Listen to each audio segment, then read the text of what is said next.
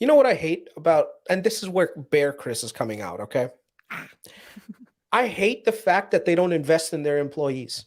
I really I agree. hate the fact that they don't have a venture fund that literally, if your employee has a great idea and wants to take something and like turn it into the next multi-billion-dollar idea, that you being, if you are good enough to hire this person, you think that they're talented and they have a good idea, throw them a few $1 million and see what they do with it instead of throwing $5 million at a company that sells freaking energy storage by moving concrete blocks from one side of the building to the other. Like, I still can't believe these damn. You know what? I think Shyam got, and this is the one we could end on this. I think Shyam got accountability hit by this whole SPAC thing. I think that was his idea. And I think Karp said, look, Shyam, I think you are a great guy. I need you to run product and technology, but the business operations, I need someone else. I need someone else. Let's talk about that. Shyam Sankar was switched from COO to CTO. Yeah. Make way for Amit. So it opened the room for me to join. Why do we think that happened? What was the reason? I don't know. SPACs. I think it's the SPACs. I think the SPAC thing was probably Shyam's idea. And also the chief accounting officer got the boot also. Well, I don't say call it the boot. They left. But I think they got the boot because they didn't do enough due diligence in these SPAC companies to the point where they could guide Alex Karp into a better decision making. That's what I think. I still think it remains to be seen, though. I mean, you still have some great ones like Wejo and you have Tritium that are both doing relatively well, right? I think while they might not be great financial successes at the moment, I mean, they could be long-term investments. I think what they were doing is they were to get that 40% year-over-year growth. They just bought some revenue. Like, I think they were trying to appease Wall Street, which is probably it's anti-Palantir, but I think they thought 2020 was the best time to go to the public markets. And see, but right there just shows that whoever proposed that idea, like, okay, Bird Scooter, please justify Bird Scooter to me. Yeah, there's no. That's the problem. They invested in Bird and they didn't invest in the good Foundry for Builders companies. Yeah. Like Andrew, half of Andrew is former Palantir engineers, right? You have some of the greatest. I mean, I don't know, Chris. Yeah. I mean, think about it. So I don't want to say I was day one Foundry, right? But Foundry was not really an established product when I first started using it, right? When we first started logging into the user interface, it was like Gotham this, Apollo that. You know, Foundry was kind of like something that was just at the time being developed. Apollo wasn't around that time. It was just Gotham, right? I don't know. I'm trying to remember. Yeah. I'm trying to pull back in my archives. But I remember Foundry was like, I was like, oh, are we using Gotham? Or I was like, are we using Foundry? I was like confused at this is the very beginning. And they're like, no, like Gotham, that's just on the UI right now. It's going to get phased out and what have you. But since then, they've come out with Meta Constellation. They come out with other. So how do you know that those aren't things that have been created by Palantirians within the organization, right? It could be that have now kind of gotten traction. It could be very much that some of the Palantirians, they're like, you know what? I am bigger than, you know, this particular product within an organization. I'm a founder. You know, founders and, you know, some folks, you know, are very different, right? I mean, look at Amit compared to a normal employee. Like Amit has a vision and he has, you know, kind of an idea and he's willing to shepherd his people to be able to get to the place where he believes that the vision of somewhere for Audia is going to go. It could very well be the same. Like, for example, there's certain things where I don't mind doing them on my own and I'll take them outside and do like on my own reconnaissance. But there's other things where I'm like, for example, I would never be able to do a $200 million investment in an oil well. So I'm going to keep doing that through my company, right? Or, you know, you have to realize where your strengths and weaknesses are. And so it could be that Meta Constellation came through by an employee, right? I mean, these innovations and these new software products have to come from somewhere. So, well, Matt, here's the thing: researching different software isn't necessary. Researching new products, all that stuff, it's a good thing, but you also need someone with the business acumen to take it and make it and do it so that it can execute and become a product that's mass market. Here's an example. Everyone loves Steve Jobs. Everyone like literally worships the feet at the floor that Steve Jobs has walked on. But I, honest to God, if it wasn't for Tim Cook, I do not think Steve Jobs or Apple would have been half of what it is today.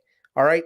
Everyone thinks, oh my God, Steve Jobs, Steve Jobs. Steve Jobs was the visionary that thought of the great ideas, was the good, visionary behind it. But Cook was the guy figuring out how to make his vision come true. No, I meant Wozniak. Oh, Wozniak was the technical guy on it, right? But so that's, I'm glad you mentioned that. It's like the perfect trifecta, right? You've got Jobs, who's the visionary of what he sees that's coming around the corner. You got Woz, who's the technical guy, and you got Tim Cook, who's the operations guy that knows how to logistically move people, material, and things to make all of it work together. If Woz was the CEO, Apple would not have been anywhere. If if Steve Jobs ended up being in a different role, I don't know. I think at this point, Palantir needs a Steve Jobs. They need someone. Do you think the stock-based compensation that we all agree is a bit excessive is the investment in their employees, as Matt said, that could come up with the Meta constellation? Because Karp's not coming up with Meta constellation. It's got to be internal, right? No. Okay, so there's a big difference between paying someone our SBC so that they can do whatever they want with it and just, do whatever, versus saying, hey, listen, we are going to help provide services. We are going to help you provide technology, even if it means sending some of our employees to work on this project with you to get your vision started. We will do that. Like Foundry for Builders, that was the whole point of Foundry for Builders. So that your idea, if you came up with a new idea while working at Palantir, Palantir can have some sort of equity stake in it and then be able to profit on it also being run from its balance sheet. A good example of this is Snowflake Ventures. Okay, Snowflake Ventures runs a VC fund off of their balance sheet, which uses Snowflake as a product in their backend, but creates a whole slew of new things. So right now, there's a lot of companies that are using products that are not Snowflake, that are actually independent products. But guess what? Snowflake is getting an exceptional return because literally you're investing on the ground floor. Like right now, if Audia makes it to like a $50 million valuation, dude, I'm going to 10x my money, like easily 10x my money. So I am investing in a very small area that could actually end up being a big driver for me in the future. So it's the same thing with Palantir, where they have employees right now that, believe it or not, I've seen it, where people are like, hey, listen, I got nowhere to go in Palantir. There's no upward momentum. They have a flat hierarchy, right? Which means that either I leave and I go somewhere else, or I have to find my own company. How much of the $2 billion do you think, like $100 million fund they should have for employees, give like 50 employees $2 million each, something like that? No, I think what it happens, I think at this point, what they should do is start a venture capital fund, right? Have it aligned with another big VC fund, because that's ironic, because Thiel is one of the best VC of all time, right? Yeah, usually that's what you want to do. Like right now, Snowflake has Sequoia, right? So basically, Sequoia, any deals that Sequoia does, Snowflake is like, oh yeah, you want to join me in this venture? Let's go. We'll do it together. We'll tag team this, except right? FTX. Except FTX. So it's the same thing right now with Palantir, where let's say Founders Fund, right? Founders Fund can say, hey, I have this great idea. I have this young guy. He's working on this software that does X, Y, and Z. I think the Palantir, with your VC fund, I'll do 5 million, you drop a few million, and we'll tag team this thing together. And guess what? Everything will be built on Foundry. Yeah. There you go. And then do a Series B, a Series D, and look at every major tech company like Google. Google has Google Ventures. Salesforce has Salesforce Ventures. Do you know right now that Zoom was actually an investment that was done in early by Salesforce? That Salesforce Ventures 10x their money on Zoom? I didn't know that. Yeah. No, and the fact that Palantir really empowers companies in whatever sector would actually give them a lot of legitimacy. And actually, I agree with what you said before. Probably these changes in leadership is due also to the SPAC thing, because right now there is no sign of doubt that some mistakes were obviously be made. like even if the strategical viewpoint could be shared, the fact that I invested in companies that were not, let's say, if there were 20 companies, all of the same pedigree of Black Sky, Wejo, we would agree that, okay, that was a risky bet that would have sense making it. But the reality, the harsh reality is that just as they announced the deals, some deals were, what are you doing? And that obviously is a responsibility of the chief of the operations, because that is a business side, it's not a technology thing. So that's probably why Shyam is moving to CTO rather than CEO. And there's also an accounting thing, because this SPAC thing added more controversy on a company that is really trying to show, hey, we're not actually the bad guy here. Because do you remember, it was last month or 2 months ago, the Wall Street Journal had a long article all about the SPACs, and that gives them like bad reputation, because I had to deal with on Twitter with some guys, experts on SaaS. They were like, oh, this for you go to jail for this kind of things, buying revenues. And the reality is that Palantir didn't really make anything really different from what Snowflake,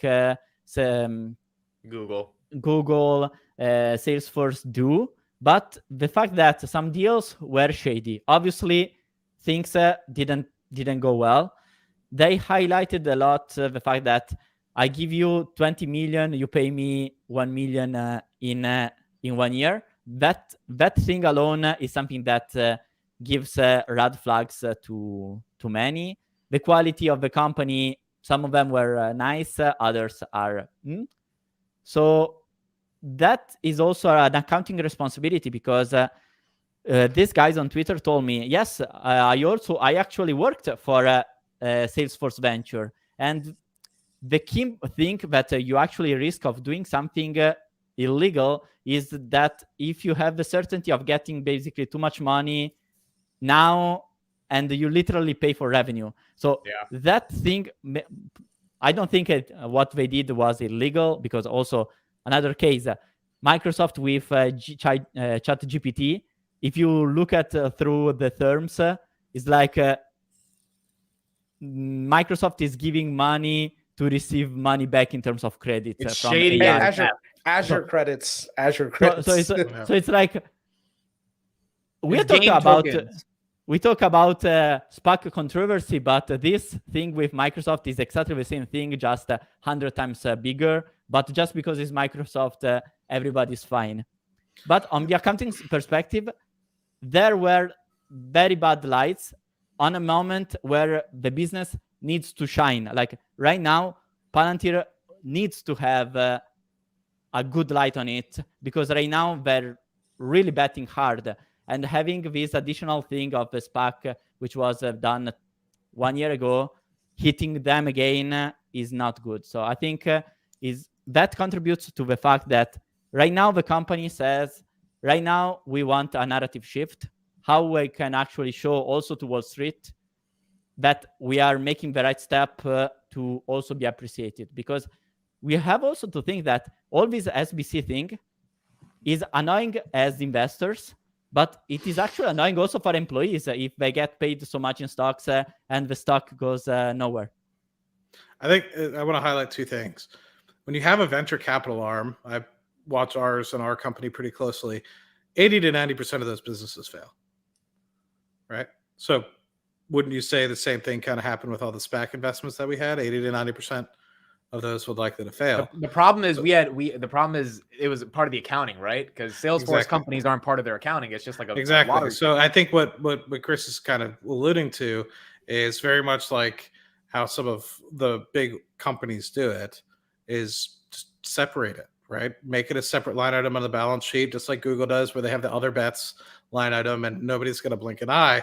But because it was part of the bigger business, it freaked everybody out, right? And so I see both sides, right? But the fact that you think that all 100% of them should be, and I'm not saying that's what you're saying, Chris, but I think some people are like, oh, they spent 500 million or 600 million buying into these SPACs, they all should be successful. I mean, if you're taking a gamble on something that can 10x, like Tritium, for example, I think is doing really, really well. Wejo's doing really, really well. So they're continuing to get great deals, like $100 million deals. I don't know about Wejo, but I was following Tritium pretty closely because they work with a company I work with closely already. But what was I going to say? Oh, the second thing. But that's the problem. The average company was not a Wejo, was not a Black Sky. And we didn't need to be Peter Thiel to understand that companies like Faraday Future, Bird would not really go any further. Like that made no sense. I mean, we understood it. Probably many people outside understood it. So if the problem is if they consciously invested in these things, thinking, oh, Bird will be a good company. It's not necessary. I don't think it's necessarily that. I think it's also about just getting into particular industries that might feed into each other. Like if you're thinking about Bird, you're thinking about logistics, you're thinking about self-driving taxi services, you're thinking about things like along those lines. Is it Bird scooters like the ones that they had all over Austin and stuff like that? Is that what you're talking about?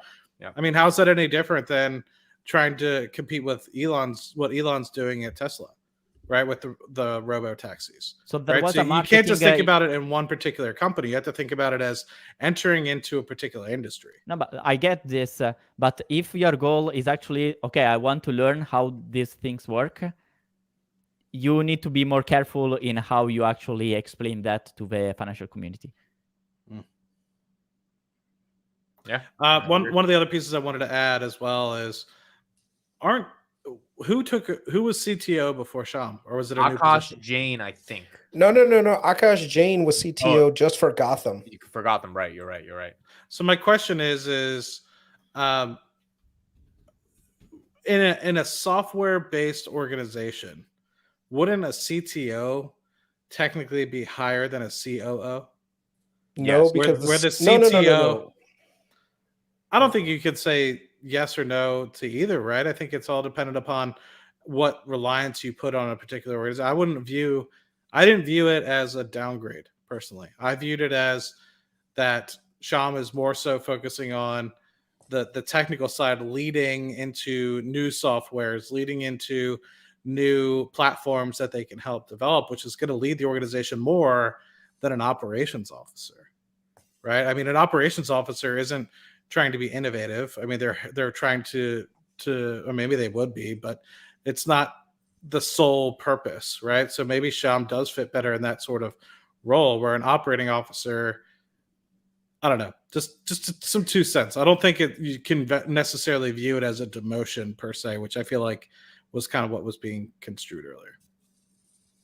I would say it's to play to Shyam's strengths. Maybe his strengths are in product development, not necessarily product sales and product execution. I think that's the other thing too. Like you have to, the guys that, and this is something that's covered in 0 to 1, the best guys to sell software are not necessarily the guys that create it, and the guys that create it don't necessarily can do the sales part, right? That's like one, I think there's actually an entire chapter dedicated towards that, where there's a fine art to sales that you need to have.